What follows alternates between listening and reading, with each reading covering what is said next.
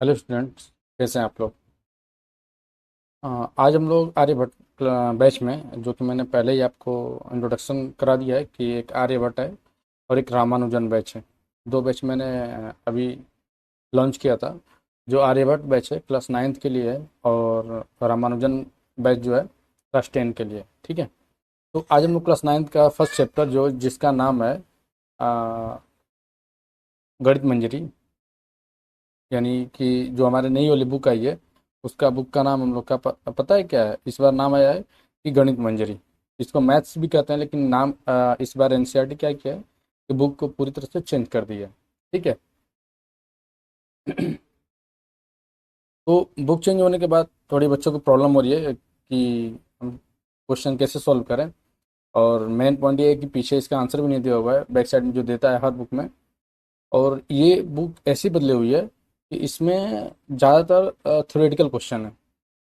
इस पर ज़्यादा फोकस किया गया थ्योरी में। ठीक है, थ्योरी क्या होती है और नहीं होती है। तो हम लोग इसको स्टार्ट करेंगे आज से। चैप्टर 1 से स्टार्ट करेंगे अपना सॉल्व करना, और एक एक चीज़ को एक एक बारीकी से बताएंगे हम आपको। ठीक है। देखिए, स्लाइड इतने अच्छे से बना हुआ है जो आपको देखकर भी अच्छा लगेगा और समझ में आएगा। हाँ, एक बात है कि आप बैठिए तो कॉपी पेन लेकर बैठिए, ताकि नोट्स अपने हिसाब से करें। क्योंकि देखिए, आप अपने हिसाब से नोट्स बनाएंगे तो आपको जल्दी रिकॉल होगा। ऑनलाइन आपको यूट्यूब पर बहुत सारे वीडियो मिल जाएंगे, लेकिन आप अपना कंसेप्ट बनाएंगे। और एक बार मेरा कंसेप्ट चेक कीजिएगा कैसा है, बस आपको उसको लिखना है। वीडियो को रोक के आप लिखिए, उसके बाद आगे बढ़िए। ठीक है। मैं तो अपने हिसाब से एकदम बेसिक लेवल से स्टार्ट किया हूँ। ठीक है। तो स्टार्ट करते हैं। पहला रिप्रेजेंटिंग और welcome to math by Arya academy by Gautam sir. मैं यानी गौतम सर मैं खुद हूँ आपके सामने। आपका मैथ का सॉल्यूशन करने वाला हूँ। ठीक है। तो स्टार्ट करते हैं, देखते हैं क्या क्या और कैसे पढ़ाया जाए। बहुत ही अच्छे तरीके से और सिस्टमेटिक ढंग से पढ़ाया जाएगा आपको, कि आपको कहीं भी कोई भी प्रॉब्लम क्रिएट ना हो। ठीक है। तो फर्स्ट चैप्टर का नाम है आपका ओरिएंटिंग योर सेल्फ। ठीक है। फर्स्ट चैप्टर आपका नाम है कि orienting your self, the use of coordinates.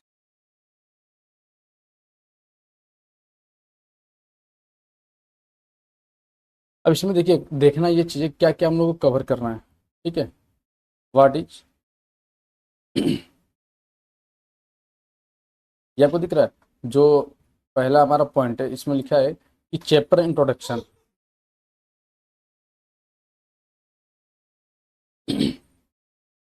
Chapter introduction में क्या होगा, देखिए क्या क्या हम लोग कवर करेंगे। पहली बात है कि लिखेंगे chapter overview, real life use, important topics, exam weightage. मतलब क्या क्या क्वेश्चन आएंगे, गोल क्या होगा एक्चुअली। देखिए, ये स्लाइड मैंने खुद बनाया हुआ है कि स्टूडेंट्स को चैप्टर का कंप्लीट रोड मैप समझ में आए और चैप्टर की इंपॉर्टेंस क्लियर हो। हमारी बात समझ में। स्टूडेंट्स को चैप्टर को कंप्लीट रोड मैप मैं तो दूंगा ही दूंगा, और उस चीज़ को समझ में आना चाहिए, जो कि मैं खुद आपको अच्छे तरीके से समझाऊंगा। ठीक है। तो चैप्टर को ओवरव्यू करने के बाद कंप्लीट कंसेप्ट, उसके बाद सेकंड हमारा टॉपिक होगा ऐसे करने के लिए क्या है कि कंप्लीट कॉन्सेप्ट। दिख रहा है आपको ना, यहाँ लिखा हुआ है। तो कंप्लीट कॉन्सेप्ट में क्या है कि इसमें क्या कवर करेंगे, बेसिक टू एडवांस कंसेप्ट, पूरा कंसेप्ट, एक एक चीज़ जीरो से लेकर मेरे को स्टार्ट करना है इसमें, और आपको अच्छे तरीके से। हाँ, ये ध्यान रख के लैंग्वेज दोनों होगा। लैंग्वेज हमारा हिंदी इंग्लिश दोनों होगा, कि समझने में सबको ईजी रहे। ठीक है। बेसिक टू एडवांस डेफिनेशन सारे जितने थ्योरम होंगे सारे पढ़ेंगे, फार्मूला पढ़ेंगे। सबसे अच्छी बात है कि इसमें इंक्लूड किया गया tricks and tips. Tricks and tips आपको बताए जाएंगे। ठीक है। गोल क्या रहेगा मेरा कि चैप्टर का हर कंसेप्ट को स्ट्रांग बनाना और फाउंडेशन क्लियर करना। हर समझ में, चैप्टर को क्या करना है, पूरी अच्छी तरह से कंसेप्ट को स्ट्रांग करना। देखो, अगर आप लोग चैप्टर का कंसेप्ट जान गए, नई बुक है, थोड़ी सी नई चीज़ें ऐड की गई इसमें, जो हमारे भारत लोगों के बारे में इसमें जानकारी दी गई है। ठीक है। तो इस चीज़ को हम कंसेप्ट को इतना स्ट्रांग करेंगे क्योंकि इसमें क्वेश्चन ना ज़्यादातर थ्योरेटिकल है। तो आपका कंसेप्ट क्लियर होगा तो आप आराम से क्वेश्चन सॉल्व कर लेंगे। ठीक है, चलिए नेक्स्ट स्लाइड पे देखते हैं। नेक्स्ट स्लाइड हमारा है, अब देखिए कंसेप्ट यहाँ से स्टार्ट हो रहा है हमारा, एक एक चीज़ को मैं बताऊंगा और हिंदी इंग्लिश आपके यहाँ दोनों में होगा। देखिए मैं दोनों स्लाइड लिखा हूँ, एक बार हिंदी इंग्लिश दोनों आपको समझा दूंगा।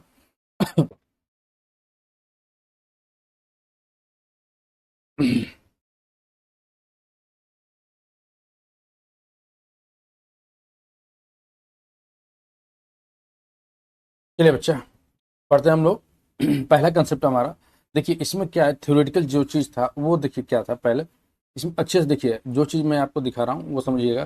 देखिए the people of the Sindhu, ठीक है, Sindhu Saraswati civilization around 2500 BCE built well planned cities using grid patterns. The streets were laid out in the north south and east west direction, yearly use of the grid system. को समझ में आया? एकदम tension नहीं लेना है, एकदम एक एक चीज को मैं अच्छे तरीके से समझाऊंगा। आपका चैप्टर का नाम तो पता ही है, पहला चैप्टर क्योंकि चेंज हो चुका है, तो नाम है orienting your self the use of coordinates. ठीक है ना? तो देखिए अगर इसको हिंदी में मैं बताता हूँ आपको तो क्या लिखा है कि लगभग 2500 ईसा पूर्व की सिंधु सरस्वती सभ्यता के लोगों ने सुनियोजित नगर बना बसाए। इन नगरों में सड़क का निर्माण उत्तर दक्षिण और पूर्व पश्चिम दिशाओं में ग्रिड के रूप में किया गया था। यह निर्देशांक प्रारंभिक उपयोग का एक अद्भुत उदाहरण है। कहने का मतलब क्या है कि देखिए अगर सिंधु सरस्वती सिविलाइजेशन जो है, अभी मैं बताता हूँ आपको, एक नया स्लाइड लेता है यहाँ पर।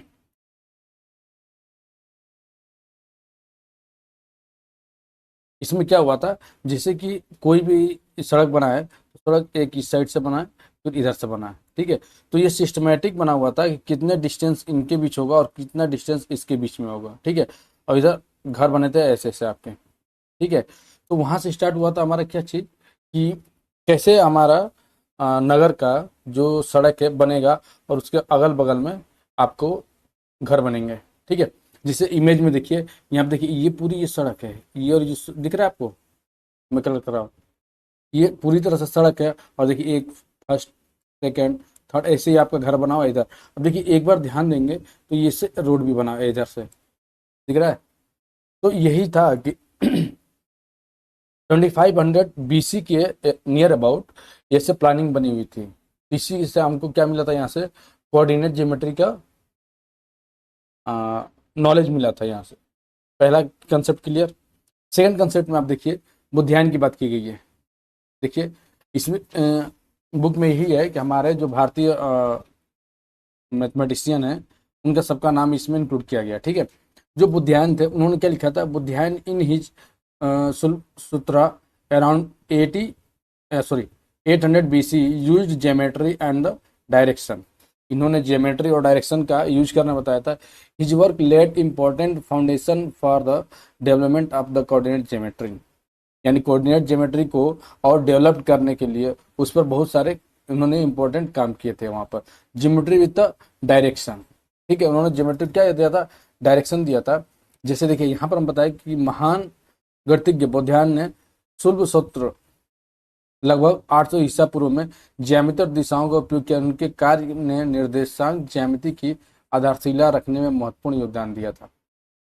ज्यामिति और दिशाओं का संगम, जिससे बताया जा रहा ना, देखो अच्छा ऐसे आपको नोट्स और कंसेप्ट कहीं नहीं मिलेंगे और एक एक चीज को अच्छी तरह से समझाने के लिए बस आप ध्यान से समझेंगे, बात समझ में आ जाएगी आपको। ठीक है, तो देखो हमको क्या मिला, पहले चैप्टर पहले पॉइंट से सिंधु सरस्वती सिविलाइजेशन से हमको क्या मिला था, कोऑर्डिनेट के बारे में पता चला था कि नॉर्थ साउथ और ईस्ट वेस्ट का डायरेक्शन होता है। और जिससे सेकंड कंसेप्ट हमारा क्या है टॉपिक, इसमें बुद्धियान के बारे में बात की गई है। उन्होंने क्या दिया था, इसमें ज्योमेट्री का डेवलपमेंट किया था। आया समझ में? अब बात करते हैं थर्ड पॉइंट का, लिखा है एक उज्जैनी। इन उज्जैन क्या होता, Ujjaini was on the ancient and the important center of the learning. It's become the principal reference point for the measuring location, direction and navigation, a world reference for time and space। आ रहा बच्चा समझ में? Third point बताया गया कि उज्जैनी जो था प्राचीन काल में एक महत्वपूर्ण ज्ञान केंद्र था। ठीक है, यह स्थान स्थानों की माप, दिशा निर्धारण और नौवहन, मतलब देखो इसका मतलब क्या, नेविगेशन, वहां की पहचान के लिए मुख्य संदर्भ बात किया गया था। कि जैसे ये दिख रहा है ना यहाँ पर, जैसे जैसे धूप होता था यहाँ से क्या होता था, आपका लाइटें इधर उधर जाती थी, और इसकी जो शैडो है आपका टाइम टू टाइम क्या होता था, ऐसे घूमता हुआ था। तो वहां से हमको पता चला ये चीजें के लिए कैसे क्या होता है और नहीं होता है। ठीक है। उज्जैनी ने क्या किया था, यहाँ से यहाँ पर था उज्जैनी में ancient important centre of learning. ठीक है, बस आप कंसेप्ट को देखिए, बुक में बहुत बड़ा बड़ा में दिया हुआ कुछ नहीं समझ में आ रहा, इसलिए मैंने छोटे छोटे कंसेप्ट बताया था। ठीक है, आगे आता है जैसे आपका बैच का नाम ही है आर्यभट्ट। मैंने बहुत कुछ सोच कर ही इस बैच का नाम रखा था आर्यभट्ट, कि आर्यभट्ट 476 ई used celestial coordinates to map stars and the planets and the calculate their the position in the sky। अब देखो यहाँ पर क्या किया था आर्यभट्ट ने, उन जितने हमारे स्काई में प्लैनेट्स थे उनके बीच का डिस्टेंस, मैप मतलब पोजीशन कहाँ पर है, उन्होंने कैलकुलेट किया था। ठीक है, तो इन्होंने क्या किया, कोऑर्डिनेट्स इन द स्काई, इन्होंने स्काई में कोऑर्डिनेट्स पढ़ लिया और बता दिया हम लोग को भी कि कोऑर्डिनेट होता है कैसे यूज करने के लिए। जैसे अगर हिंदी में बात करें, देखो लिखा, महान खगोल शास्त्री आर्यभट्ट ने आकाशीय निर्देशांकों का उपयोग करके तारों और ग्रहों का मानचित्रण किया तथा उनके आकाश में स्थानों की गणना की। देखिए भाई, ये हिंदी और इंग्लिश दोनों बच्चों के लिए ईपी बोर्ड पढ़ सकते हैं और सीबीएसई बोर्ड के भी बच्चे पढ़ सकते हैं। ठीक है, कोई दिक्कत नहीं होगी, सारे चीजें इसीलिए मैं हिंदी और इंग्लिश में बता रहा हूँ आप लोग को। ठीक है बच्चा। नेक्स्ट पॉइंट है आपका the power of the coordinates. अब देखिए पावर क्या है कोऑर्डिनेट्स का, पहले क्या है, from ancient cities to modern GPS maps navigation and the science, coordinates help us find measure and understanding the world with precision. इसमें बताया गया इस चीज के लिए, देखिए अच्छा, इसमें बताया गया प्राचीन नगरों की योजनाओं से लेकर आज के जीपीएस, सब लोग चला रहे हैं जीपीएस, देख रहे हैं आप लोग, मानचित्र यानी मैप्स, गूगल मैप्स आप यूज करते हैं, नेविगेशन, विज्ञान तक निर्देशांक हमें किसी भी स्थान को खोजने मापने दुनिया को समझने में मदद करते हैं। प्राचीन काल में आधुनिक तकनीक तक की यात्रा, मतलब पहले से लेकर अब तक की जितने हमने यात्राएं की थी उसके बारे में। जैसे मान लीजिए यहाँ पर जो मैप जैसे दिख रहा है आपको, आपको खोजना होगा किसी ग्लोब पे इंडिया कहाँ है, तो देखिए इसमें एक लैंगिट्यूड होता है, एक लेटीट्यूड होता है। उस पोजीशन से हम बता सकते हैं किस पोजीशन पे हमारा इंडिया है और किस पोजीशन पे यूरोप है। यार समझ में, एक्चुअली जिसका हम एक्यूरेट जिस मेथड से सॉल्व करते हैं कि हमको इस, अच्छा आप बताओ, मैंने पूछा कि आप अपने दोस्त घर जाना, कभी गए नहीं है, ठीक है, तो रिलेट कीजिएगा, देखिए लाइफ से अपने रिलेट कर सकें तो और अच्छे समझ में आएगा। तो आप अपने दोस्त के घर जाना है, ठीक है, दोस्त ने बोला कि मेरा घर हनुमान जी के मंदिर के बगल में है। ठीक है, आपको तो हनुमान जी का मंदिर पता है, लेकिन उसके बगल में बहुत सारे घर हैं, आपको आप चले जाएंगे वहां पे, नहीं जा पाएंगे डायरेक्ट। ठीक है, आपको पूछना पड़ जाएगा। लेकिन वही बोल दे कि जो हनुमान मंदिर है उसके ईस्ट साइड में सेकेंड हाउस जो है वो मेरा घर है, तो एग्जैक्ट लोकेशन बता दिया आपको, तो आप वहां पर चले जाएंगे। यही है कोऑर्डिनेट ज्योमेट्री का हमारा असली खेल। आए बच्चा समझो ना, बस इसीलिए बताया गया है कि किसी चीज का पोजीशन और उसका लोकेशन हम बता सकते हैं। ठीक है, चलिए इसमें अब देखिए मुख्य विचार क्या है, मतलब मेन टॉपिक क्या है कि निर्देशांक संख्याओं का स्थानों से जोड़ती है। ठीक है, ये हमें पृथ्वी और आकाश स्थितियों को समझने में मदद करता है, बिल्कुल सही है। गणित विज्ञान तकनीक और दैनिक जीवन में इनका व्यापक उपयोग होता है, डेली करते हैं हम लोग। अगर अभी कि आपको एग्जाम देने जाना है कहीं अपने, आप तो नहीं भी जाते होंगे, नाइन्थ में पढ़ रहे हैं, तो आप अपने बड़े भैया चाचा से पूछिएगा जो एग्जाम देने कहीं जाते हैं कंपटीशन का, तो जाए बड़े, जैसे मान लो जाना इलाहाबाद एग्जाम में, इलाहाबाद में सिविल लाइन पर किसी स्कूल में, किसी स्कूल का नाम दे देगा, उसमें एग्जाम है, तो वो तो इलाहाबाद चले जाएंगे, लेकिन वहां से क्या करेंगे, वो मैप से देखेंगे किधर से जाना है, तो यूज किया ना गूगल मैप का। तो वही चीज़ है कि इस टाइम भी हम लोग हर चीज़ का उपयोग करते हैं। इतना समझ में आया सबको, क्लियर है? जिसको अगर ये सारे पॉइंट्स लिखने हैं बिल्कुल आप लिख सकते हैं अपने नोट्स बना के अच्छे से, क्लियर है? चलिए नेक्स्ट देखते हैं।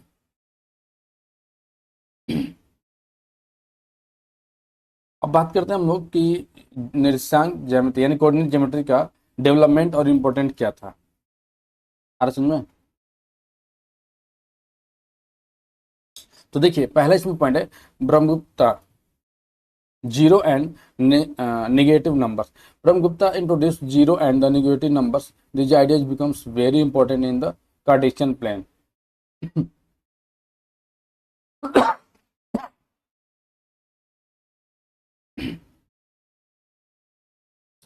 जो कार्टेशियन प्लेन आपको पता है, ये जो लाइन दिख रही है पूरे ये वाला बना फिगर, इसको बोलते हैं कार्टेशियन प्लेन। अभी मैं सारा चीज़ बताऊंगा आपको कैसे कैसे क्या आता है। जैसे कार्टेशियन प्लेन बात करें हम, तो उसके ये हिंदी है ये, ठीक है। कार्टेशियन प्लेन अगर मैं बनाता हूँ तो देखिए ये रहा, अगर ऐसे बना दिया, ये बना दिया, ये होता है एक्स एक्सिस, ये एक्स डैश, ये वाई एक्सिस और ये वाई डैश। तो इस पूरे को हम बोलते हैं कार्टेशियन प्लेन। क्या बोलते हैं बच्चा? कार्टेशियन प्लेन, ठीक है। अरे सुनो ना, तो देखिए इसी चीज को यहाँ बताया गया है हिंदी में। देखिए लिखा है कि ब्रह्मगुप्ता ने शून्य, जीरो को और निगेटिव संख्याओं यानी ऋणात्मक संख्याओं की अवधारणा दी थी कि कार्तिकीय तल यानी कार्टेशियन प्लेन में बिंदुओं का दर्शाने के लिए अत्यंत आवश्यक है, ठीक है। देखिए बच्चे, ऐसा नोट्स आपको जल्दी कहीं मिलेगा नहीं। यहाँ पर सारे रूल्स देखिए। ब्रह्मगुप्ता का रूल्स क्या था कि किसी नंबर में जीरो को ऐड करते हैं तो सेम नंबर मिलता है, किसी नंबर में से हम जीरो को सब्ट्रैक्ट करते हैं तो वो यहाँ वहाँ पर भी सेम नंबर मिलता है आपको। अब देखिए नंबर में नेगेटिव नंबर ऐड करते हैं सेम नंबर तो वो जीरो मिलता है, और किसी नंबर में से सब्ट्रैक्ट करेंगे उसके नेगेटिव से तो सेम नंबर मिलेगा आपको। आ रहा समझ में? तो कुछ रूल्स ऐसे हैं जो माइनस प्लस के बारे में बात करता है, वो चीज़ है, ठीक है।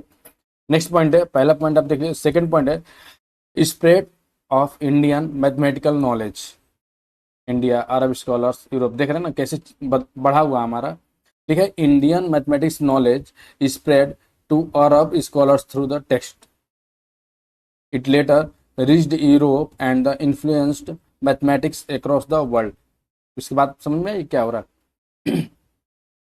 यानी लिखा था कि भारतीय गणित ज्ञान अरब विद्वानों तक पहुंचा और बाद में यूरोप में फैल गया। इससे गणित के विकास को दुनिया भर में नई दिशा मिली। कहने का मतलब है कि सबसे पहले हमारे यहाँ मैथ की खोज हुई थी, एकदम बेस हमारे यहाँ से है। वही चीज कहाँ से गई? भारतीय गणित से निकलकर अरब सागर में, सॉरी, अरब के विद्वानों के पास पहुंचा और वहां से पूरे यूरोप में फैल गया। देख रहे बच्चा, पूरे मैप की तरफ से था। पहले भारत में हुआ, भारत से अरब देश में गया, अरब देश के बाद क्या हुआ? पूरी तरह से यूरोप में फैल गया, और यूरोप के बाद ऑल कंट्री में स्प्रेड हो गया। समझ में आया? ये सारे आपके बुक में दिया हुआ है, लेकिन थोड़े बड़े बड़े और टफ वर्ड में है, इसलिए मैं इसको इजी बनाया हूँ आपको। आगे बात करते हैं फिर कि अल रुबिनी वाला थर्ड पॉइंट है। Al Biruni and Omar Khayyam improving methods. कई सारे ऐसे मेथड्स दिए दोनों लोग, देखिए इनका फोटो दिख रहा है आपको। इन दोनों लोगों ने ऐसे ऐसे मेथड दिए सोल्व करने के लिए। क्या बात हुआ था कि अल बिरूनी 973 टू 1048 एंड उमार खयाम 1048 से 1131 improve methods for locating position and solve algebraic problems using geometry. अब अलजेब्रा को सॉल्व करने के लिए उन्होंने ज्योमेट्री का यूज कर दिया यहाँ पर। वही चीज़ है कि देखिए क्या लिखा गया, अगर हिंदी में समझाएं आपको तो लिखा है इसमें कि अल बिरूनी और उमर खयाम ने निर्देशांक विधियों और बेहतर किया। उन्होंने ज्यामिति की सहायता से स्थानीय तथा बीजगणितीय समस्याओं को हल सरल और सटीक बनाया। ऐसा समझ में? जिसे उन्होंने क्या बताया था कि स्थानीय निर्माण में सुधार और बीजगणितीय प्लस ज्यामिति का सुंदर समन्वय कर दिया। जैसे कोई भी चीज़ बनाना है तो देखिए यहाँ पर आपको ये ग्लोब दिख रहा है ना, अगर इस पोजीशन को बताना है तो उन्होंने यहाँ पर ज्योमेट्री लगा दिया और कुछ अलजेब्रा का फार्मूला लगा के इसको सॉल्व कर ले, वो इजी तरीके से हो गया। ठीक है ना? आर समझने में बच्चा, देखिए वीडियो थोड़ा लॉन्ग होगा, आपको अच्छे से समझ लेंगे तो आपको किसी भी कंसेप्ट आपको भूलने नहीं दूंगा मैं। आपको एक एक चीज़ हिंदी इंग्लिश में इसीलिए बता रहा हूँ मैं कि आपको अच्छे से समझ में आए। ठीक है, आइए कि रेने डेस्कार्ट है फादर ऑफ एनालिटिक ज्योमेट्री और फादर ऑफ देखिए क्या है, रेने डेस्कार्टस ने दो लंबवत अक्ष एक्स और वाई अक्ष की सहायता से कार्तीय निर्देशांक प्रणाली का व्यवस्थित रूप से विकसित किया। अगर हम बात करें कि कार्टेशियन प्लेन सबसे पहले किसने बनाया था, तो नाम क्या लिखेंगे हम लोग, लिखेंगे रेने डेस्कार्तस। और समझ में, रेने डेस्कार्तस ने हम लोग को बताया था कि कोई एक्स एक्सिस होता है और एक वाई एक्सिस होता है, ठीक है। वही बात यहाँ पर बताया गया कि रेने डेस्कार्तस ने develop the Cartesian system using two perpendicular axes, X axis और वाई एक्सेस। एक्स एक्सेस हमेशा याद रखेंगे हॉरिजॉन्टल लाइन होती है, वाई एक्सिस हमेशा वर्टिकल लाइन होती है। क्लियर है। देखिए इसमें पॉइंट इतना अच्छे से मैंने इंक्लूड किया है। देखिए X is the distance from the Y axis horizontal position, Y is the distance from the X axis vertical position. अर्सन में ठीक है ना। आगे फिफ्थ आपका पॉइंट है। फिफ्थ पॉइंट में बात करते हैं हम लोग। आइए समझिए पहले क्या लिखा है कि निर्देशांक ज्यामिति का महत्व, यानी इंपॉर्टेंट ऑफ कोऑर्डिनेट ज्योमेट्री। तो लिखा निर्देशांक ज्यामिति बीजगणितीय और ज्यामिति को जोड़ती है। यह हमें बिंदुओं को सही स्थिति जानने, ग्राफ बनाने, मापन और विभिन्न क्षेत्रों में विजुअलाइजेशन करने में मदद करती है। जीवन के हर क्षेत्र में उपयोगी है। आपको समझ में आया, नहीं समझ में आए, इंग्लिश में बताते हैं आपको। लिखा है coordinate geometry connects algebra with the geometry, locating position, graphing equation, solving real life problems, visualization in science, engineering and the daily life। हर समय पहला जैसे लोकेटिंग पोजीशन, देखिए पहले का एग्जांपल आपको दिख रहा है, कहीं से आप गूगल मैप यूज कर रहे हैं। दूसरा ग्राफिंग इक्वेशन, अभी आप पढ़ेंगे लीनियर इक्वेशन के बारे में, तो वहां पर हम पढ़ाएंगे सॉल्विंग रियल लाइफ प्रॉब्लम्स, जैसे कहीं ब्रिज बनाना हो, बिल्डिंग बनाना हो, तो हमारे यहाँ से बहुत सारे कंसेप्ट लेने पड़ते हैं। विजुअलाइजेशन एनालिसिस, बड़े बड़े जगह पर जहाँ जॉब और वर्किंग होता है वहाँ पर क्या रिप्रेजेंट किया जाता है, तो आपको वहाँ बनाना पड़ता है। आर सब समझ में। कोई भी आपको पॉइंट्स जैसे क्लियर ना हो, आप थोड़ा सा पीछे कीजिएगा, उसको फिर से देखिएगा, अच्छे से समझिएगा, ठीक है बच्चा। चलिए मुख्य संदेश क्या लिखा है इसमें कि प्राचीन भारत में लेकर आधुनिक युग तक निर्देशांक ज्यामिति यानी कोऑर्डिनेट ज्योमेट्री ने गणित की नई ऊंचाई दी है। यह हमारे चारों ओर दुनिया की समझने और सटीकता रूप से दर्शाने के शक्तिशाली साधन है, ठीक है। अब यहाँ क्या है कि शून्य और ऋणात्मक संख्या उसमें होती जरूरी यूज होती है। दो लाइन्स होती हैं एक्स और वाई, जैसे देखो इंग्लिश हिंदी में ज़्यादा कोई फर्क नहीं है यार, मैं वैसे भी आपको पढ़ा देता हूँ, इंग्लिश हिंदी दोनों मिक्स होता है, क्योंकि आपको ऐसे समझ में अच्छे से आएगा, ठीक है। इसमें सारा सब समझ में आए, कोई भी ऐसा पॉइंट की छूटा हो। चलिए आगे हम लोग देखते हैं। लिखा है कि the two D Cartesian coordinate system, जैसे अब क्या है ये 2D है। देखिए मैंने बताया था ना आपको, सारा चीज़ बताऊंगा अच्छे से यहाँ पर। तो बात की जा रही है कि यहाँ पर हमारा जो कार्टेशियन प्लेन होता है वो क्या होता है, 2D फिगर पे होता है। 2D 3D आप जानते होंगे, क्लास 8 में पढ़े होंगे आप, ठीक है। जैसे कि क्यूब और क्यूबॉइड जो है क्या है हमारा 3D के फिगर है, और रेक्टेंगल और ट्राइंगल या स्क्वायर हम लोग के 2D फिगर है। वैसे ये भी 2D फिगर है। तो इसमें बारे आगे एक एक चीज़ की बात करेंगे। लिखा है कि a 2D coordinate system use two perpendicular lines, बिल्कुल सही है। परपेंडिकुलर लाइन से एक ये हुआ, आपका एक हुआ, ठीक है। अब देखिए, अब यहाँ से आप अच्छे से नोट्स कीजिएगा। लिखा है कि एक्स एक्सिस और एक्स एक्सिस क्या बोलते हैं हम लोग, हॉरिजॉन्टल लाइन। वाई एक्सिस को बोलते हैं हम लोग वर्टिकल लाइंस। आ रहा समझ में।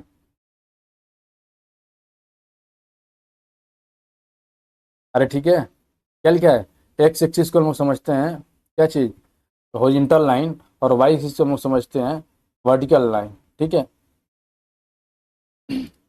आगे लिखा है कि the meeting points of the both axis is the called the origin. ये लाइन देख रहे हो, ओरिजिन, यानी देखो बच्चा यहाँ जो पॉइंट है इसको हम लोग क्या बोलते हैं, इसको बोलते हैं ओरिजिन। जहाँ पर दोनों परपेंडिकुलर लाइन एक्स और वाई इंटरसेक्ट करता है उसको हम लोग बोलते हैं क्या चीज़, ओरिजिन। आया समझे। और इसका कोऑर्डिनेट क्या होता है, 0,0, ठीक है। क्लियर है इतना। अब आगे बात करते हैं पॉजिटिव डायरेक्शन। पॉजिटिव डायरेक्शन क्या है, पॉजिटिव डायरेक्शन मतलब देखिए यहाँ पर ऐसे ये जो लाइन क्या हुआ है ये क्या है, पॉजिटिव लाइन है। 1 2 3 4 5, इधर भी देखें तो वही चीज़ है 1 2 3 4 5, ये क्या हमारे यहाँ लाइन है, ठीक है।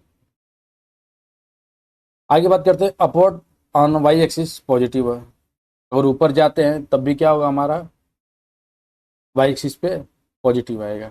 यानी क्या कहने का मतलब ये राइट साइड, ये क्या है, ये हम लोग का राइट साइड है, और इधर क्या है, लेफ्ट साइड है, ठीक है। तो राइट लेफ्ट साइड में आपको ध्यान रखना है कि राइट साइड होता है तो क्या होता है हमारा पॉजिटिव, लेफ्ट साइड जाएंगे तो निगेटिव, ठीक है। आगे बात करते हैं कि अगर अपवर्ड जाते हैं, अपवर्ड जाते हैं हम लोग यहाँ से, तो क्या लिखिएगा, अपवर्ड में जाते हैं तो होता है पॉजिटिव, और डाउनवर्ड में आते हैं तो होता है निगेटिव, ठीक है। इतना समझ में है ना। वही चीज़ यहाँ पर लिखा है कि निगेटिव डायरेक्शन, यानी लेफ्ट साइड आप एक्सिस नेगेटिव होता है, और डाउनवर्ड भी जाते हैं तो नेगेटिव क्या होता है, वाई होता है, ठीक है। दोनों कॉन्सेप्ट क्लियर है। आगे एग्जाम्पल की बात करते हैं, तो लिखा है बी इजकल टू, यहाँ पर 4.5 zero lie on the X axis, कह रहा है कि 4.5 कॉमा जीरो, और इसकी बात करें 4 पॉइंट, एक मिनट रुक जाओ, ये थोड़ा डिजिटल पेन है ना, मैजिक देखो, 4.5, अगर इसको करना होगा 4.5 को लिखना हमको, तो यहाँ से कर देंगे क्या चीज़, 4.5, यानी यहाँ 5 है, यहाँ 4 है, ठीक है। तो 4.5 यहीं तो आएगा ना, तो हम लाइन वहाँ पर खींच लेंगे अपना। आ रहा समझ में, इस पॉइंट को हम लोग यहाँ कर लेते हैं, 4.5 हो जाएगा, ठीक है। तो वो किस एक्सिस पे होगा, एक्स एक्सिस। जहाँ भी देखो जिस एक्सिस का कोऑर्डिनेट जीरो होता है, उसके जो अपोजिट होता है उसी का एक्सिस होगा। जैसे यहाँ पे लिखा है 0, -4.5, ये लिखा है ना, 0, -4.5, तो ये क्या है हमारा, वाई एक्सिस पर जाएगा, किस पर जाएगा, वाई एक्सिस पर जाएगा, ठीक है।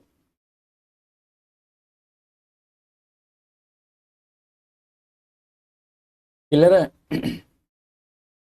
इस बात को ध्यान रखना, इसको हम लोग बोलते हैं ओरिजिन, क्लियर है। जो ये पॉइंट है पूरा ऐसे, ये क्या होता है हमारा, ओरिजिन होता है, ठीक है। तो इसको आप अच्छे से समझिएगा। इसमें कहीं भी किसी को कोई दिक्कत है तो आप बता सकते हैं, किसी भी बालक बच्चे को अगर कोई भी पॉइंट में दिक्कत हो तो आप बता सकते हैं, बिल्कुल बिना हिचक बेझिझक, ठीक है।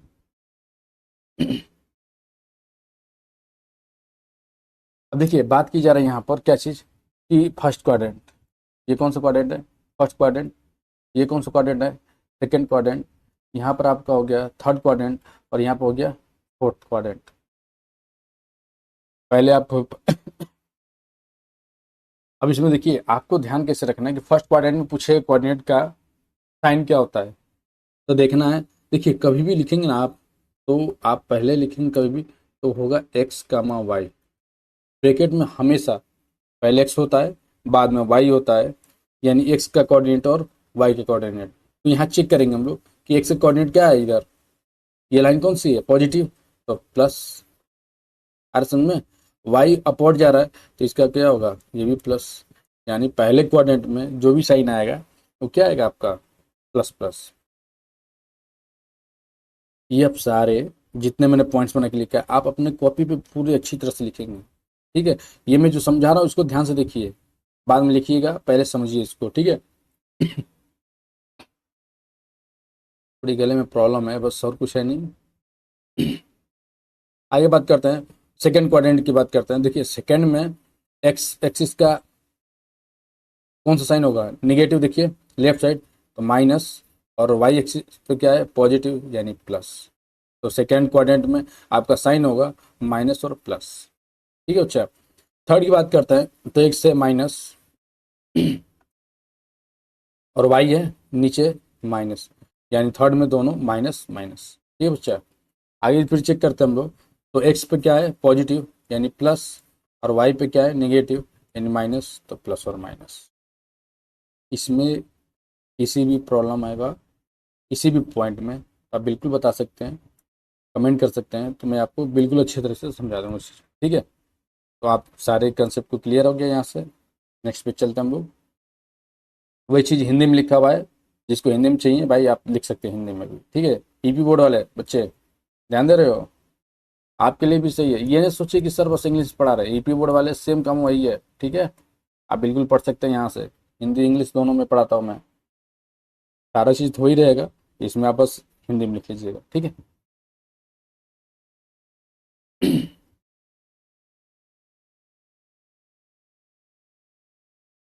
अब हम लोग स्टार्ट करेंगे यहाँ से एक्सरसाइज अपना, ठीक है। एक्सरसाइज, एक्सरसाइज आपका कौन सा होगा, हमारा एक्सरसाइज होगा एक्सरसाइज नंबर 1.1, ठीक है। तो यहाँ से क्वेश्चन सॉल्व करेंगे और बारी बारी से आप लोग देखेंगे इस चीज़ को, ठीक है। चलिए, तो एक बार फिर से आप लोग का वेलकम है मेरे वीडियो यानी मैथ बाय आर्य एकेडमी में,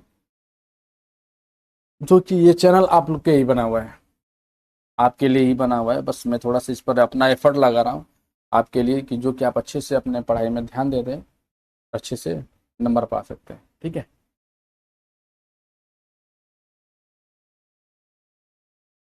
तो चलते हैं, क्वेश्चन पहला सॉल्व करते हैं। क्वेश्चन पहला क्या है, इसमें लिखा है कि देखिए, इफ, आपको लाइन दिख रही है, क्वेश्चन पढ़ा,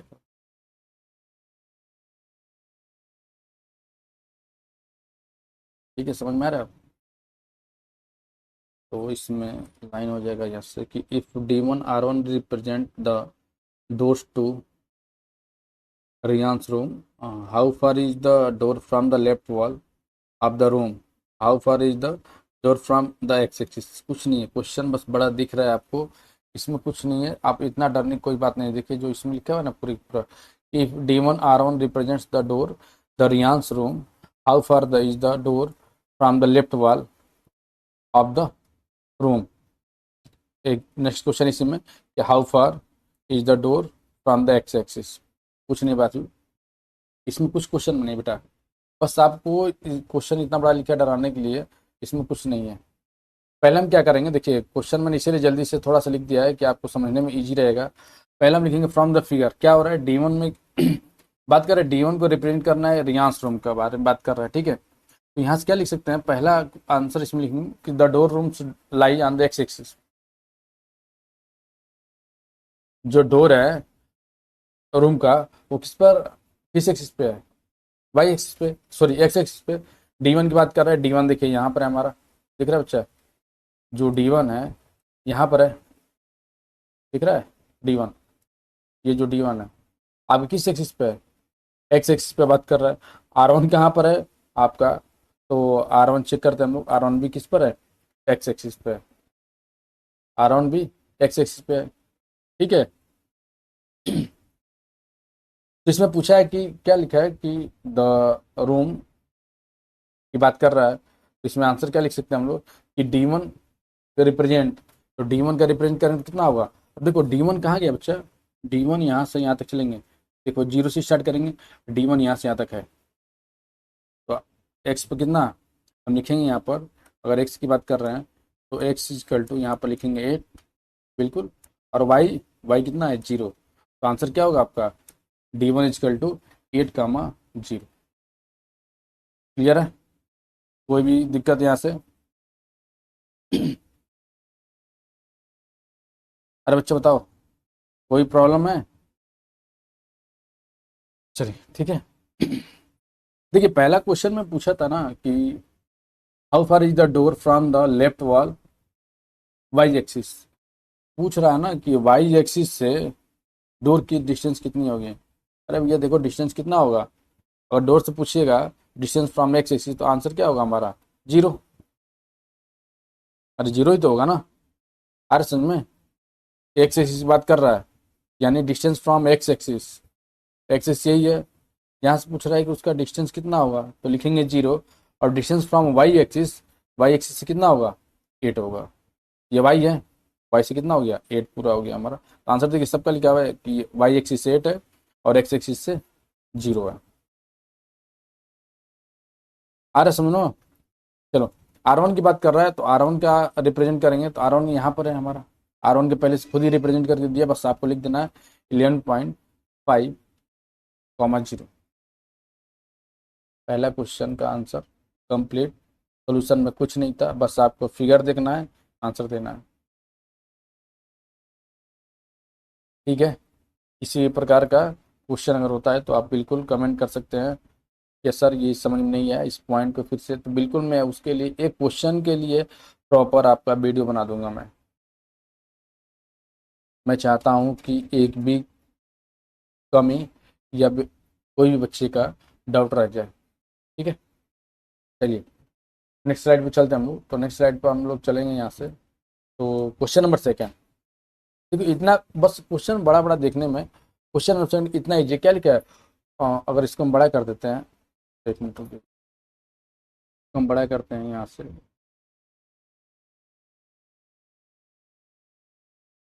तो लिखा है what are the coordinates of D1।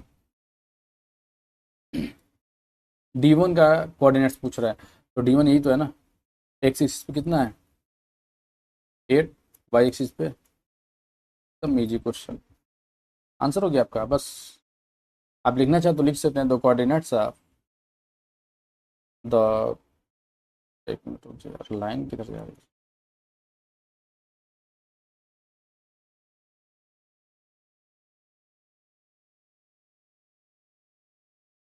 देखेंगे हम लोग द कोऑर्डिनेट्स ऑफ,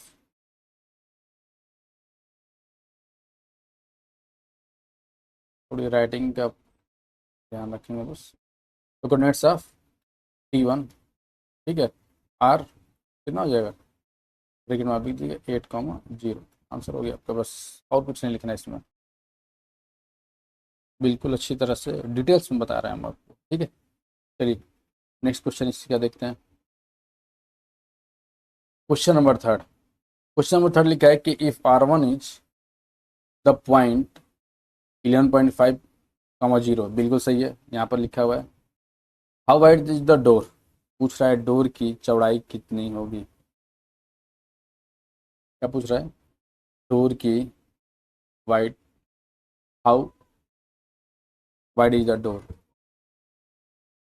तो क्या करेंगे हम लोग, विड्थ निकाल देंगे इसी बीच में, D1 और R1 के बीच में, असल में। तो D1 पहले लिख देंगे, यहाँ पर क्या लिखेंगे, विड्थ ऑफ डोर। तो पहले लिखेंगे यहाँ पर कि D1 का कोऑर्डिनेट्स क्या है, D1 इजकल टू, सॉरी मेरे को 8 याद है, R1 का 11.5 कॉमा, ठीक तो लिख रहा था मैं, D1 है 8, 0, और R1 है आपका 11.5, 0। ठीक है, दोनों लिख लिया हम लोग। अब विड्थ ऑफ डोर लिखेंगे, या लिखेंगे विड्थ ऑफ डोर, ये जो लिखा है ना, लिखेंगे यहाँ पर कि विड्थ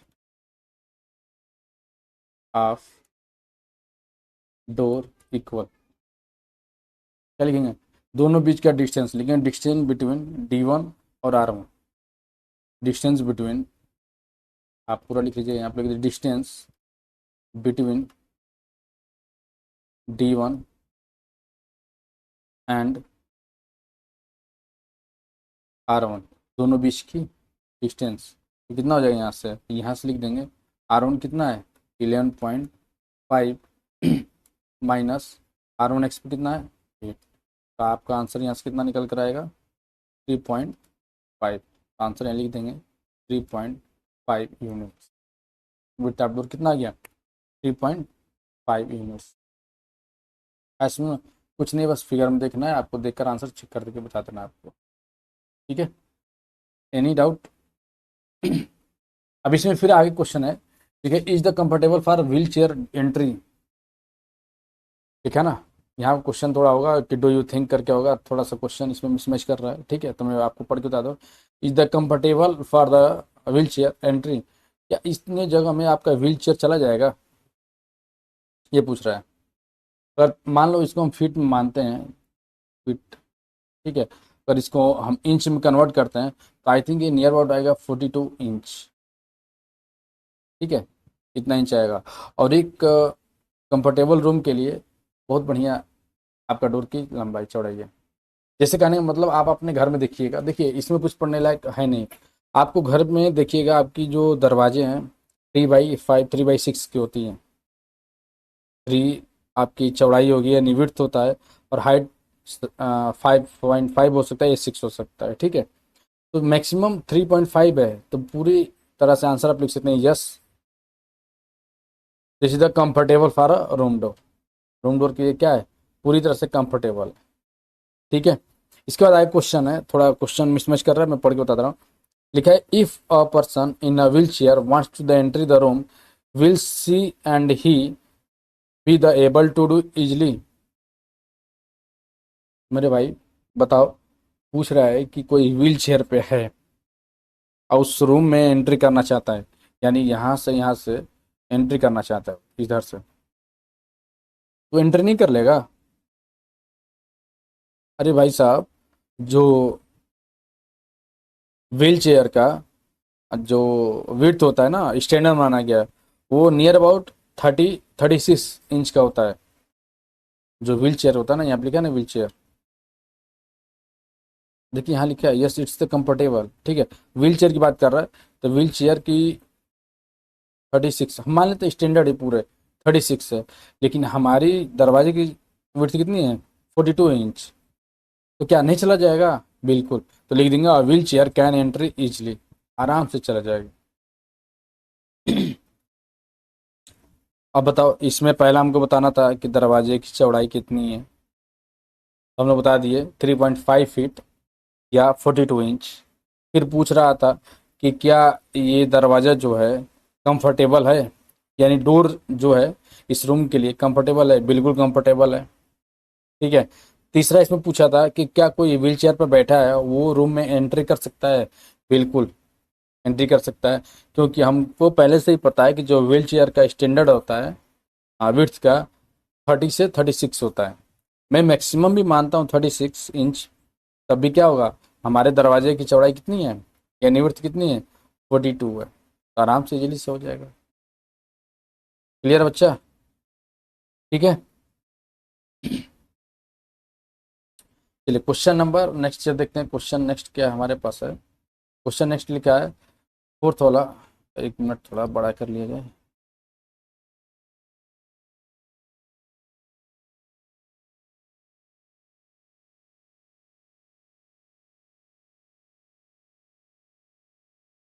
चलिए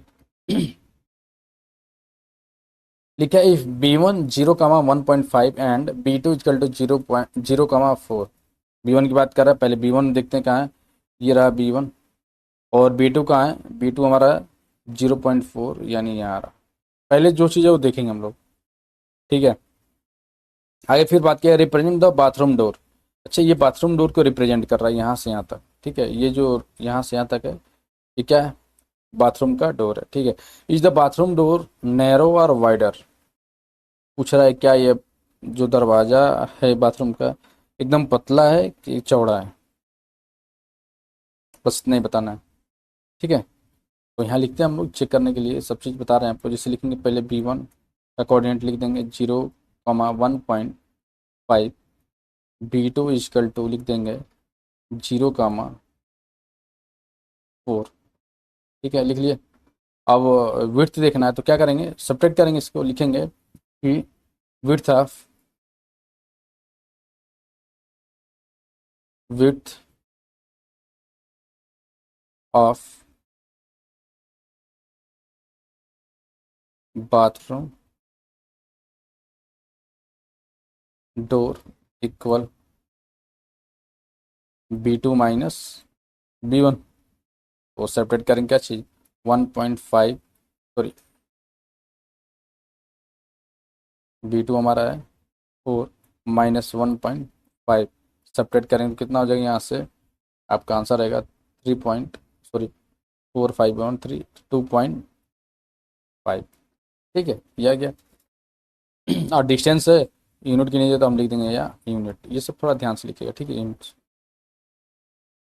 तो क्या है, हमको दरवाजे की विड्थ पता चली कितने, 2.5 यूनिट्स, ठीक है। अब देखिए बाथरूम का जो डोर है, पूछ रहा है नैरो है कि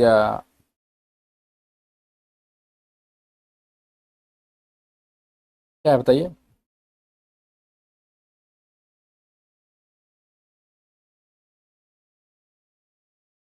अरे जो डोर था पहले वाला रूम का, उससे ये नैरो है कि वाइडर है ये बताना था। तो हम लोग चेक कर सकते हैं कितना है ये 2.5। और आप पीछे चेक कीजिए कितना हम लोग इसको निकाले थे यहाँ पर, 3.5।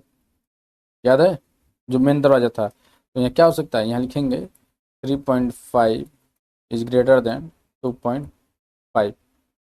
तो आंसर आप अपने लिख सकते हैं कि bathroom door is the narrow than the room door. बिल्कुल आप लिख सकते हैं। दिख रहा है आपको? देखिए यहाँ लिखा चीज़ है, क्या चीज़, कि bathroom door is the narrower than the room door. मतलब रूम डोर से क्या है, वो थोड़ा शार्प यानी पतला है। बिल्कुल दिख रहा है कि वो 3.5 है, 2.5 है। डोर था वो वाला रूम का, वो बड़ा है, चौड़ा है। और हमारे बाथरूम का क्या है, पतला है। अरे आ रहा समझ में? ठीक है ना। चलिए आगे, नेक्स्ट आपका हो जाएगा क्वेश्चन। अच्छा एक मिनट, चलिए इसमें क्वेश्चन में ना, जैसे बुक में दिया है थिंक एंड रिफ्लेक्ट, इसमें पूछा है what are the standard form. एक मिनट रुकिए मैं बता रहा हूँ। देखो बाबू वीडियो लंबा हो रहा है, कोई दिक्कत नहीं है, आपको एक ही वीडियो में सारी चीज़ मिल रहा है तो और अच्छी बात है ना। अब मैं एक एक वीडियो को काट कर अपलोड करूँ, वो थोड़ा मेरे को लिए भी इजीली नहीं है। तो मैं सोचता हूँ कि आपको एक ही लाइन में सारी चीज़ देते जाऊँ, आपको जो चीज़ देखना है आप बिल्कुल देख सकते हैं, ठीक है। देखिए लिखा है कि यहाँ what are the standard width of the room door, क्या होना चाहिए। तो standard room of door usually कितना होता है, 3 फुट टू 4। ठीक है, जो डोर की विड्थ होती है 3 से लेकर 4 तक कर सकते हैं हम लोग, ठीक है। सेकंड इसमें पूछा है are school door suitable your wheelchairs. पूछ रहा है कि आपके स्कूल में जो डोर हैं वो व्हील चेयर के लिए क्या है, सुटेबल है कि नहीं है। तो आंसर हमारा क्या होगा, आंसर होगा some school have the wide doors suitable for wheelchair, narrow doors may be create difficulty. करें क्या हमारे स्कूल में क्या होगा, आप बिल्कुल आप अपने स्कूल से ये प्रैक्टिकली देखना है, कुछ इसमें क्वेश्चन सॉल्व नहीं करना है। यहाँ पर क्या लिखा है, थिंक एंड रिफ्लेक्ट की बात कर रहा है, तो इससे कुछ नहीं करना है आपको, बस इसको देख कर और सोचना है आपको क्या होता है ये, ठीक है। चलिए आगे देखते हैं। तो आपका एक्सरसाइज 1.1 बिल्कुल तो अच्छी तरह से कंप्लीट हम लोग कर चुके हैं। इसमें कोई भी क्वेश्चन से लेकर डाउट है आपको तो बिल्कुल आप बता सकते हैं कि सर हमको यहाँ यहाँ डाउट हो रही है। बिल्कुल मैं अपने तरफ से एकदम एक्यूरेट सही चीज़ बेसिक से जीरो से आपको उठाया हूँ यहाँ से, ठीक है। तो मिलते हैं नेक्स्ट वीडियो में आपका एक्सरसाइज 1.2 के लिए। आपका जो भी इसमें कुछ बचा होगा मैं बता दूंगा कंसेप्ट, लेकिन जो कंसेप्ट है उसको अच्छे से समझिए आप, ठीक है। तो आप जितना ही सही काम करेंगे, मेरे को जितना ही सपोर्ट करेंगे उतना ही अच्छे से और बनेगा काम होगा इस पर। तो ठीक है, टेक केयर। ओके। और लास्ट में मैं ये बोलना चाहूँगा कि वीडियो को सब्सक्राइब करें, लाइक करें और शेयर करें, ठीक है। बाय बाय बच्चा। ओके।